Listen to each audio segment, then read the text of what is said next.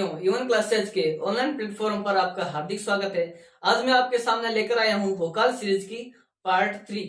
Previous दो lecture के अंदर हमने पढ़ा था, यानी जो पहला लेक्चर था उसमें हमने सीखा था क्या स्ट्रक्चर फॉर्मूला, और दूसरे लेक्चर के अंदर हमने सीखा था हेल्पिंग वर्ब और मेन वर्ब, और इस हेल्पिंग वर्ब और मेन वर्ब को उस फॉर्मूले में कैसे पुटअप करना है वो भी हमने प्रीवियस लेक्चर के अंदर सीख लिया था। और आज हम सीखेंगे किसी भी हिंदी वाक्य को कैसे पहचाने, यानी जो हिंदी वाक्य आपको दिया गया है वो कौन से टेंस का है उसको पहचानने के लिए इस टेंस हिंदी वाक्य की क्या लेकर आया हूं, टेबल आपके सामने लेकर आया हूं।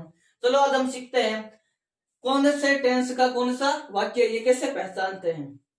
देखो, जैसे कि आपको पता है प्रेजेंट को वर्तमान कहते हैं, पास्ट को भूतकाल कहते हैं, फ्यूचर को भविष्यकाल कहते हैं। टेंस में हिंदी वाक्य को पहचानने की टेबल, यानी जो कोई भी हिंदी का वाक्य होता है उसके अंत में कोई ना कोई ऐसे शब्द होते हैं जिसे हम पहचान पाते हैं कि कौन से टेंस का वाक्य है। उसी के अनुसार देखते हैं।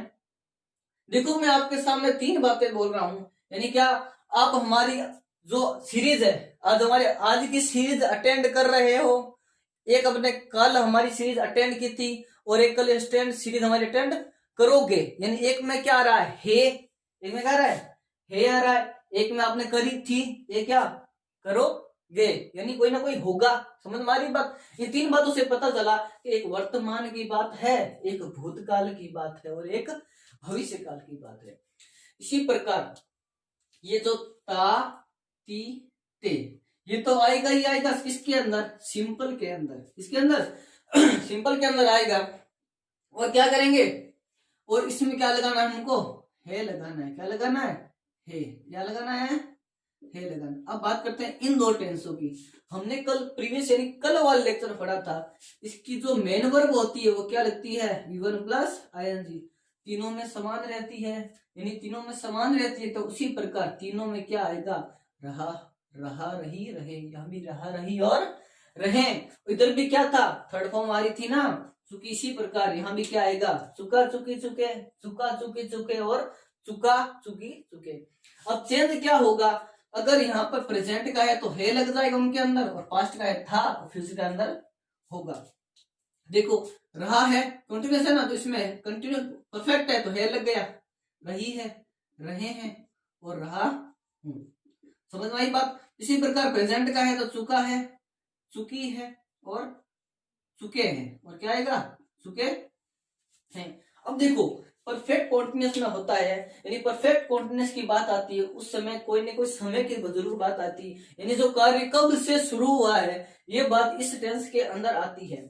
इसी प्रकार इसमें क्या होता है, समय के साथ से लगा होगा तथा वाक्य के अंत में रहा है, रहा है, रही है और रहे हैं यह लगा होगा। है इसलिए है क्योंकि प्रेजेंट का वाक्य है, जिसका है, प्रेजेंट का। उसी प्रकार पास्ट में क्या आएगा, ता, ते तो आएगा ही आएगा, ता, ते, ती आएगा। और पास्ट सिंपल का है, सॉरी पास्ट सिंपल का है तो ता, ते, ते आएगा, और पास्ट का तो क्या लग जाएगा, था, ते, थे और ती, ती। उसी प्रकार कॉन्टिन्यूस है तो रहा, रही और रहे, ये तो आएगा ही आएगा क्योंकि मेन वर्ब सेम रह रही है ना, इसीलिए। और पास्ट का है तो क्या लग जाएगा, रहा था, रही थी और रहे थे। उसी प्रकार चुका तो आएगा ही आएगा, चुका, चुकी और चुके। ठीक है, पास्ट का है तो क्या लग जाएगा, चुका था, चुकी थी, चुके थे। उसी प्रकार ये तो सेम टू सेम इधर आ जाएगा, और क्या लगा देंगे, रहा था, रही थी और रहे, सॉरी रहे थे। अब देखो, आपको सिर्फ ये एक ही रटना पड़ेगा, इसमें क्या आएगा, गा, गी और ये आपको रटना पड़ेगा। बाकी बात कर रहे हैं इसमें क्या आ रहा है, हमको पता है कॉन्टिन्यूस है तो मेन वर्ब सेम रह रही है तो रहा, रही, रहे तो आएंगे ही आएगा। और क्या, क्योंकि फ्यूचर है तो क्या ऐड हो जाएगा, होगा ऐड हो जाएगा। क्या हो जाएगा, ऐड हो जाएगा, होगा, रहे होंगे, रहा होगा, रही होगी, रहे होंगे। इसी प्रकार चुका तो आएगा ही आएगा, चुका होगा ऐड कर देंगे, चुका होगा, चुकी होगी और चुके होंगे, तो इसी प्रकार जब फ्यूचर परफेक्ट कॉन्टिन्यूअस है तो रहा तो आएगा ही आएगा, तो ऐड क्या कर देंगे, रहा होगा, रही रही होगी और रहे होंगे। समझ में आई बात, समझ में आई बात।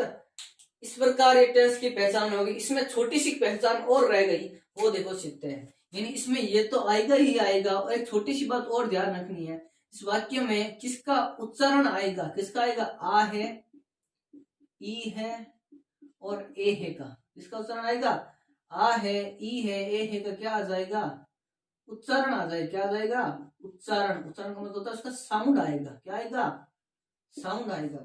उसी प्रकार पास्ट सिंपल के अंदर ये तो आएगा ही आएगा, इनके अलावा ये भी आ सकता है, आ, ई, ए का क्या आएगा, आ, ई, ए, इनका क्या आ जाएगा, उच्चारण आ जाएगा। क्या आ जाएगा, उच्चारण।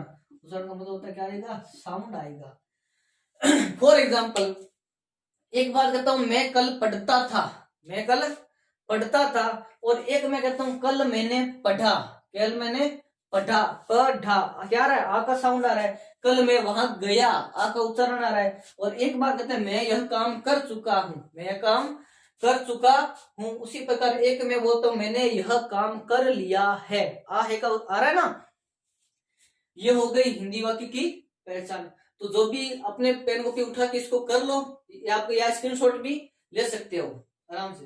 वीडियो पुश करके उतारना चाहते हो उतार लो, और जो स्क्रीनशॉट लेना चाहता है वो स्क्रीनशॉट ले लो। अब जो कल बचा था, जो कल बचा था, तो उसमें क्या देखते हैं, प्रेजेंट सिंपल और पास्ट सिंपल का स्ट्रक्चर में थोड़ी सी समस्या आएगी, और उस समस्या को आज हम क्लियर करते हैं। देखो कैसे क्लियर होगा, देखो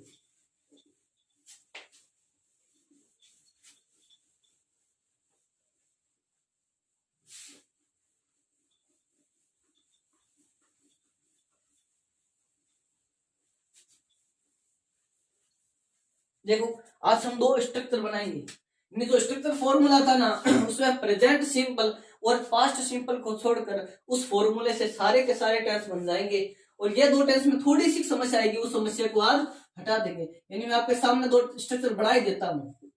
एक इसका बढ़ाऊंगा प्रेजेंट सिंपल।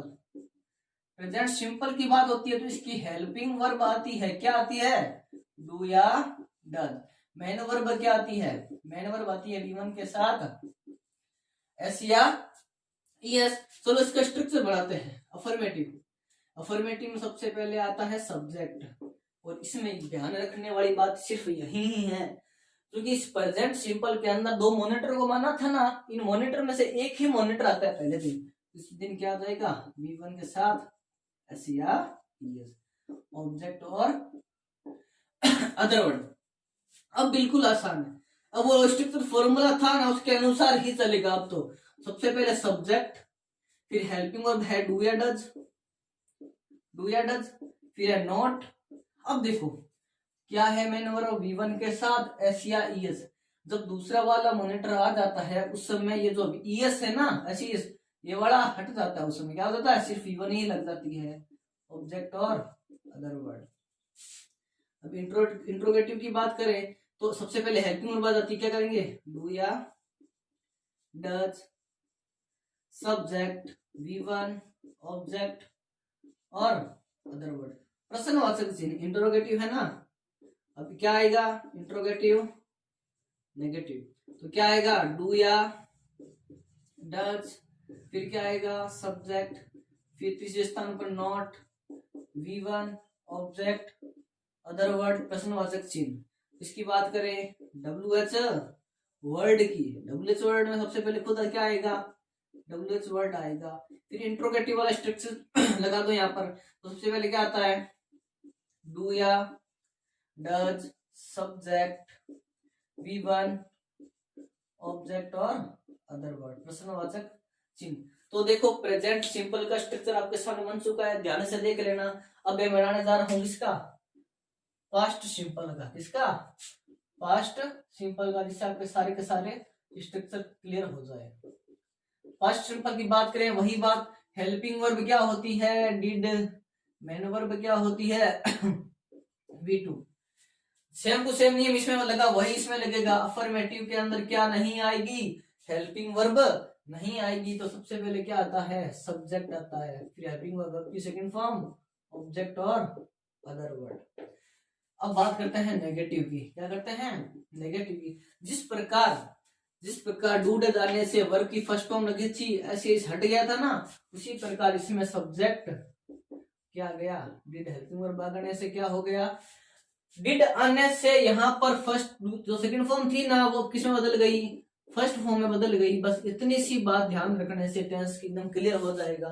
थोड़ा सा अलग टेंस है इन दोनों में, ये थोड़ी समस्या आती है, ये छोटी सी बात ध्यान दे ली तो टेंस में कभी भी नहीं अड़ोगे। समझ में आई बात। इंट्रोगेटिव वही, डिड को क्या लेकर आ जाओ आगे, सब्जेक्ट वर्ब की फर्स्ट फॉर्म चलेगी। कब तक फर्स्ट फॉर्म चलेगी, जब इसके साथ इसकी हेल्पिंग वर्ब है। इसमें हेल्पिंग वर्ब नहीं है तो V2 आ रहा है, ऑब्जेक्ट और अदर वर्ड प्रश्नवाचक चिन्ह जो कि इंटरोगेटिव है। अब इंटरोगेटिव क्या रहा है, नेगेटिव आ रहा है, तो डिड का did, subject not, main verb क्या आ रही है, मेन वर्ब आ रही है V1, ऑब्जेक्ट और अदर वर्ड प्रश्नवाचक चिन्ह। इसकी बात करें WH वर्ड, किसकी, WH वर्ड की, सबसे पहले क्या आएगा, WH वर्ड खुद आ जाएगा, फिर क्या आ जाएगा, डिड आ जाएगा, क्या आ जाएगा, did, subject first form object और अदर वर्ड प्रश्नवाचक चिन्ह। तो देखो आपका मैंने स्ट्रक्चर वाला भी एकदम मामला एकदम क्लियर कर दिया है। ये दो सेंटेंस दो सेंटेंस थे, इनके स्ट्रक्चर में वो फॉर्मूले में थोड़ी सी क्या रही थी, वो पुटअप हो नहीं पा रहा था, ये दो लाइनें, बाकी तो सारा मामला हो रहा था। इन दो लाइनों की वजह से मैंने आपको अलग से ही करवा दिया। तो आपका ये तीसरा बुका सीरीज भी कंप्लीट हो चुकी है। कल हम सीखेंगे चौथा भाग, बुका सीरीज का चौथा भाग। उसमें हम सीखेंगे प्रत्येक टेंस की कीवर्ड्स, जो जिससे क्या भरी जाती है करेक्ट फॉर्म ऑफ वर्ब। धन्यवाद।